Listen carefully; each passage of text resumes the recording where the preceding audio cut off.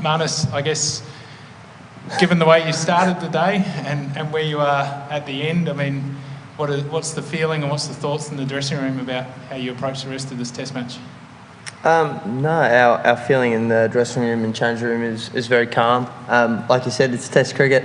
You never expect any Test nation, especially when you're playing England in the Ashes, to come in and roll over and you're going to knock them over.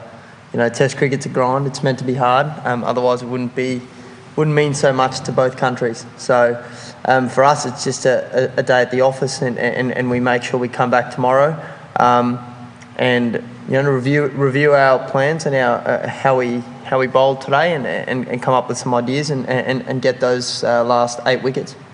Obviously, Davey didn't field at all. I don't know if you were able to give us sort of a sense of how he's going, and we noticed that Josh didn't bowl at all after the tea break. Is there anything that you know there behind that decision? I think you guys know with Davey, those 2 blows to the rib, so that's why he wasn't fielding today. So I don't really know too much about that apart from that. Obviously I got to stand at first slip for a bit, so that was a bit different. But and no, Hov's fine. So we're just making sure we're prepare really well. We know that there's some times at the Gabba where there's not as many wickets that fall, and we just got to hold in that period and make sure we rotate our bowl as well. So we've got someone fresh. One more from me, I guess. Just how crucial does that sort of second new ball become in terms of forcing this match to a position where you guys can carry on and get the result you want? Playing a lot of cricket here at the Gabba, the new ball is crucial. You get you can really, there can be long partnerships, and then all of a sudden you can lose bang, bang, bang, quick wickets. So if we can put that new ball in the right areas and get a couple of wickets with that new ball, it can really turn quickly. Marnus, you've seen a lot of and played a lot of Nathan Lyon. Just doesn't seem to be too much for him off that pitch yet. Just your assessment of how he went, and I saw you had a couple of chats with him as well in between. Just about that. Look, I thought Nathan, what did he go at? Maybe 2.6, 2.7. For an off-spin on a wicket that doesn't really have too much, that's a pretty good effort. In terms of wickets, I think it's a wicket where, you just need to be crafty with your field, and that's what me and Nathan were just discussing. We were talking about potentially where we could get another catcher, potentially where we can use that short leg. So we were just trying to come up with ideas to find, if it's a mistake from the batter or just getting the ball in the right position for him to be able to work it to that fielder. And I think that's what you have to do on these days, when there isn't that much on offer with the ball. And just with the seamers, of course you guys had plans, but could there have been anything different? Maybe a little more short pitch bowling at any level, or there wasn't enough on the pitch to do that? Oh, look, I certainly think there's enough on the pitch. It was obviously not something that we thought today was as necessary. I think obviously if they keep batting well and putting runs on, we're going to need to go to plan B and C and D. But I think the key for us is just to keep building pressure. Build pressure. I've played a lot here at the Gabba. We've played a lot here. We know the format. We know the template here to take wickets. And just finally, as a batting nut, just watching Joe Root bat the way he is, are things that you can pick up and things that you've been impressed with just as batting? Look, he batted really well. He played Nathan Lyon very well.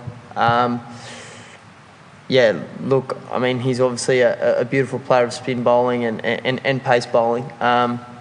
But like I said, it's not my job now to admire Joe Root's innings. It's my job to find holes in his game and try and help the team out wherever I can to, for us to either get a wicket somewhere and get him out, because the Ashes is on the line here, and we've got to make sure we keep putting pressure on him.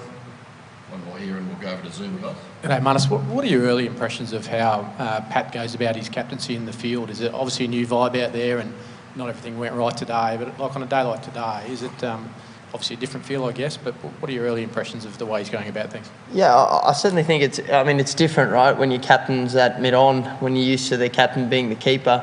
So it's just different because it's quite loud out there, so, you have to a lot more hand signals. We look like mimes out there, trying to hand signal because you can't really hear that much. But, he did a great job. I thought he rotated the bowlers really well. I